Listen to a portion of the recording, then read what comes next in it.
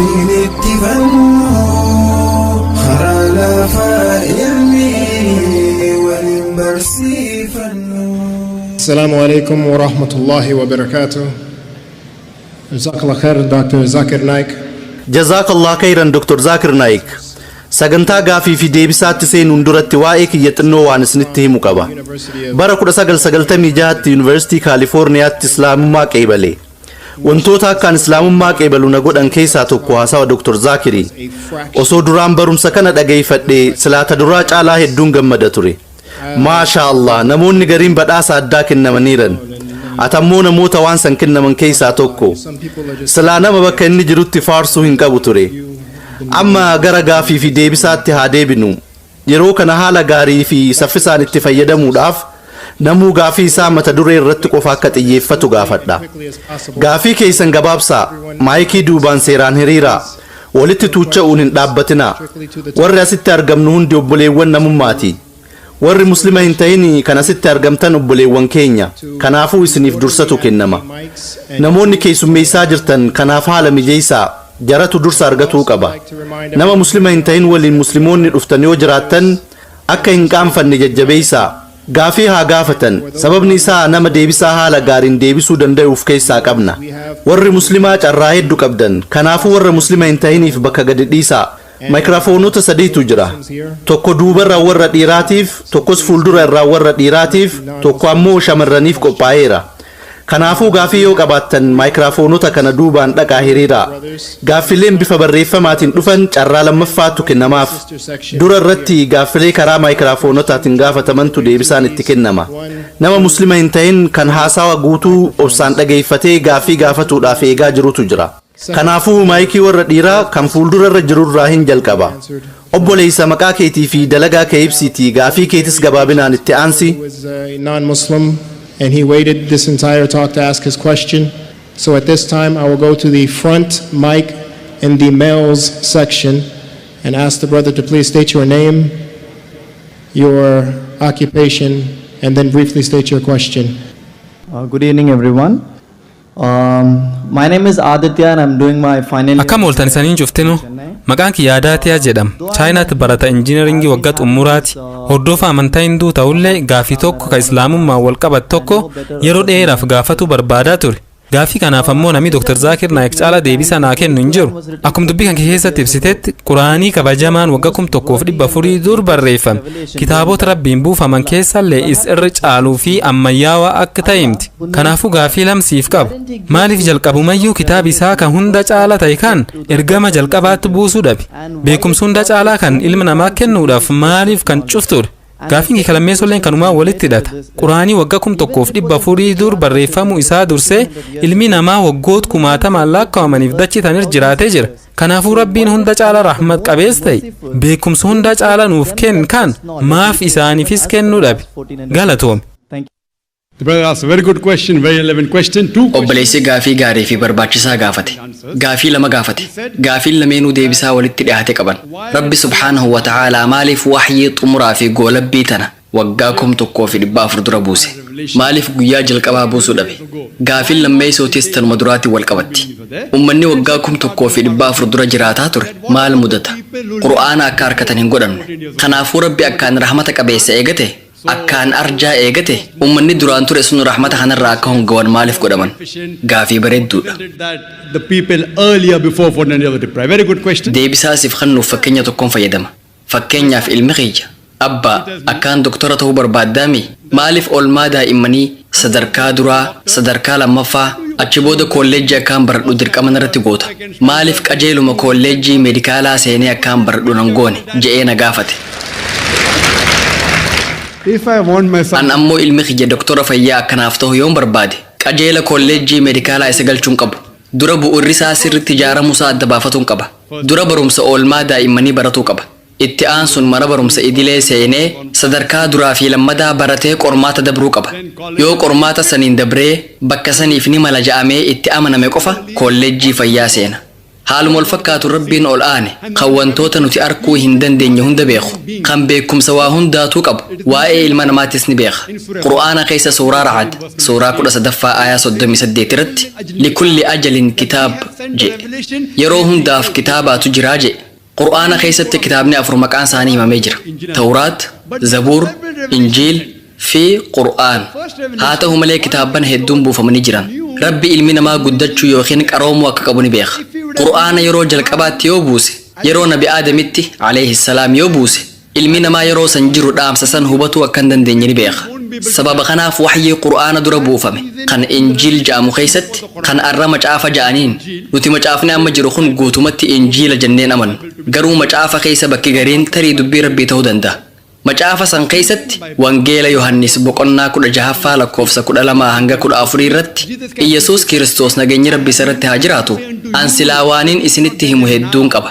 garuu isin amma waan kana ba'achuu hin dandeessan inni hafuurri dhugaa wayita dhufu inni gara dhugaa hundumaa isin qajeelcha waan dhufuuf deemu isinitti hima inni maqaa kiyyaaf ulfina kannaa jedhe yeroo sanitti Iyesuus Kiristoos dhaamsa san ni beeka ture garuu ummanni isa waliin jiru san dhaamsa san hubatuu akka hin dandeenyees ni beeka kanaafuu ergamaan xumuraa wayita dhufu waan if dura mudatu isinitti himaa je'ee hordoftota isaatti hime kanaafuu haaluma wal fakkaatu rabbiin ol aane ilmi namaa waxyii xumuraa fi goolabbii kan ta'e qur'aana yoom akka fudhatu danda'u ni beeka sunis waggaa 1400 dura ta'e As far as the second part of the question is concerned, gara gaafii teetan lammadaatti hoggaa dhufu namoonni qur'aana dura jiraatan maal mudatan jette ilmi kiyya mana barumsa sadarkaa duraa yoo seene qormaata meedikaalaa hin qormaatamu if he goes to higher school, inni qormaata sadarkaa duraa madaalu qormaatama gara sadarkaa lammaffaatti yoo dabrees gaafii sadarkaa lammaffaatu kan namaaf itti aansuun kolleejjii achirraayis kan birootti tarkaanfachaa deema waliigallee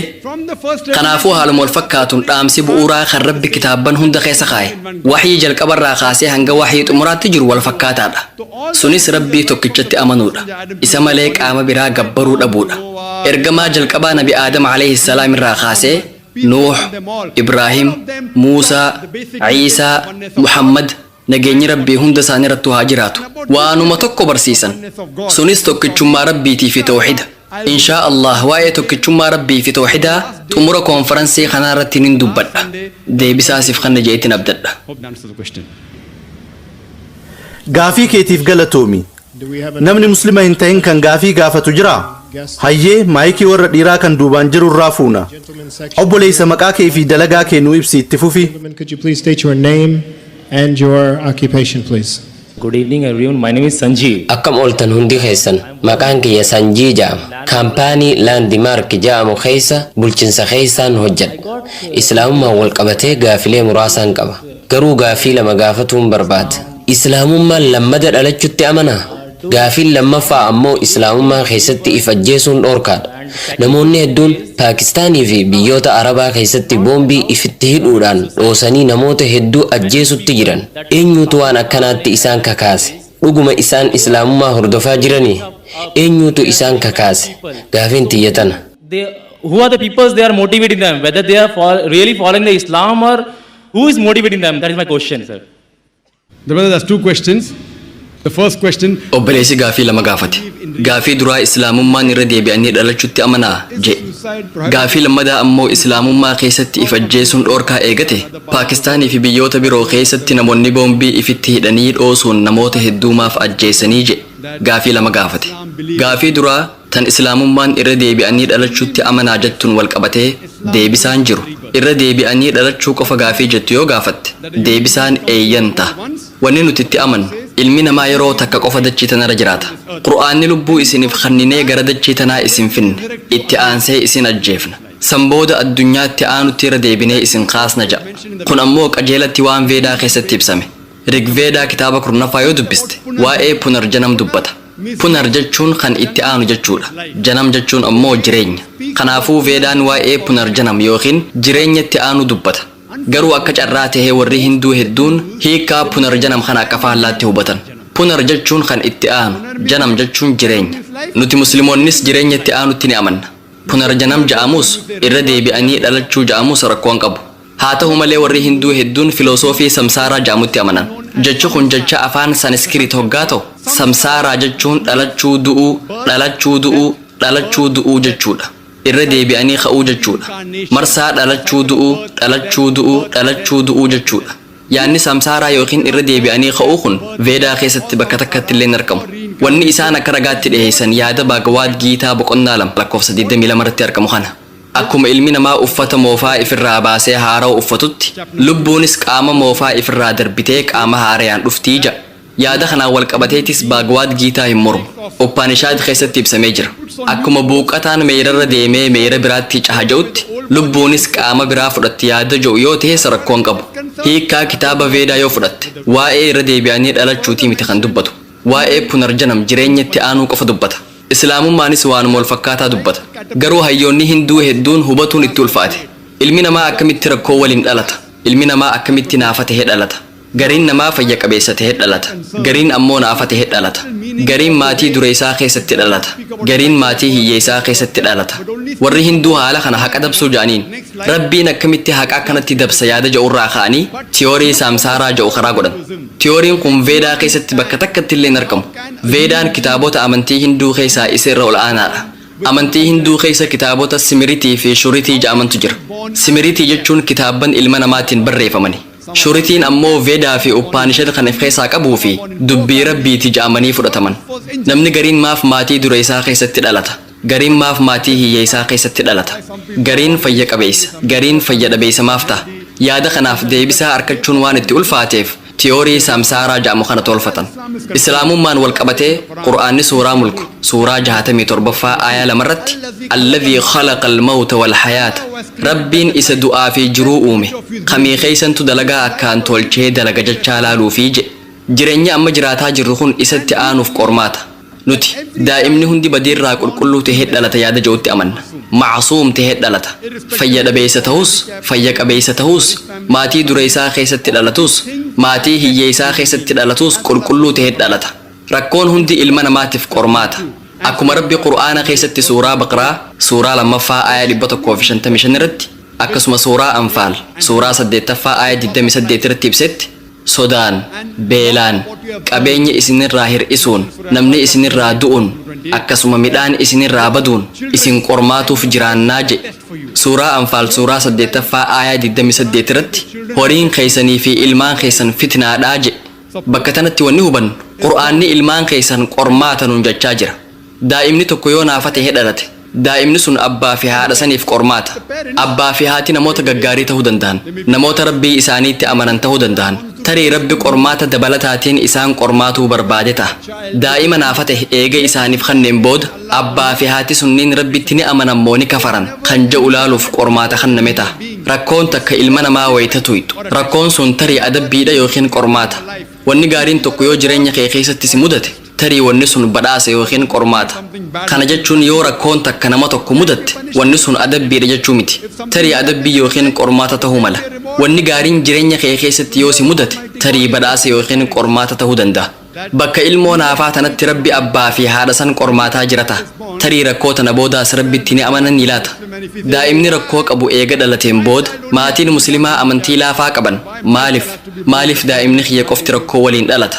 Maaliif daa'imni kiyya qofti dhibee waliin dhalata yoo jette Rabbi si qormaatutti jira. Namoonni amantii gaarii qaban Rabbiitu kana murteesse. Ta'us Rabbi ni galatoomfannaa ja'an. Yoo qormaanni guddaa ta'e badhaasnilleen akkasumatti guddaadha. Qormaata digirii jalqabaa dabruun salphaadha.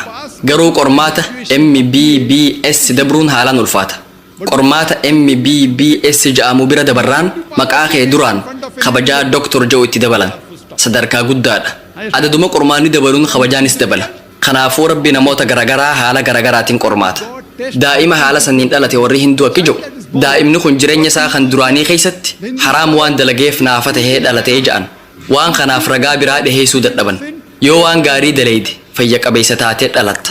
Kanaafuu warri Hinduu yaanni isaan dhiheessan ilmi namaa jijjiiramaa dhalata. Akka Hinduutti uummanni dachira jiru hundi obboleessa keeti. Yeroo tokko tokko bineensaas taatee dhalatu dandeessa. Yeroo tokko tokko allaattii taatee dhalatta. Yeroo tokko tokko hantuuta taatee dhalatta.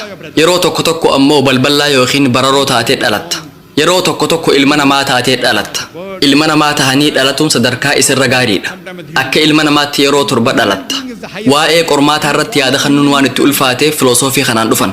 daa'imni maaf hiyyeessa yookiin dureessa tahee dhalata maaf fayya qabeessa yookiin dhabeessa tahee dhalata ja'anii gaafatan haaluma wal fakkaatuun namni hiyyeessa tahee dhalates qormaatamutti jira dureessi zakaa kennuu qaba namni qabeenya hisaabaa ol yookiin waa warqii giraama 85 bituu ol kuufatee qabu qabeenya qabu keessaa dhibbeentaa 2.5 waggaan zakaarraa kennuu qaba hiyyeessi qormaata kanaan qabxii guutuu argata hiyyeessa waan ta'eef waan kannu waan hin qabneef dhibba keessaa dhibba argata nuti garuu laalaa kana hiyyeessa namaan jenna hiyyeessi gama zakaatiin dhibba keessaa dhibba argata dureessi yoo guutumaan guututti ifirraa kanne innillee ni argata garuu kun akkas ta'uu qaba je'ee zakaa walakkaa qofa yoo kanne qabxii hir'uu argata tarii zakaa guutumaan guututtiin kan nuta qormaataatu jira haa jennu qormaanni sun ammoo laafaa yookiin ulfaataadha ni gadditammoo ni gammaddan hiyyeessi gama zakaatiin dhibbarraa dhibba argata kanaaf ergamaan rabbii sallallahu alaihi wasallam dureessarra hiyyeessaatu jannata seenuuf carraa guddaa qabaa ja'an nuti garuu laalaa hiyyeessa namaan jenna nuti hundi isaaf gaddina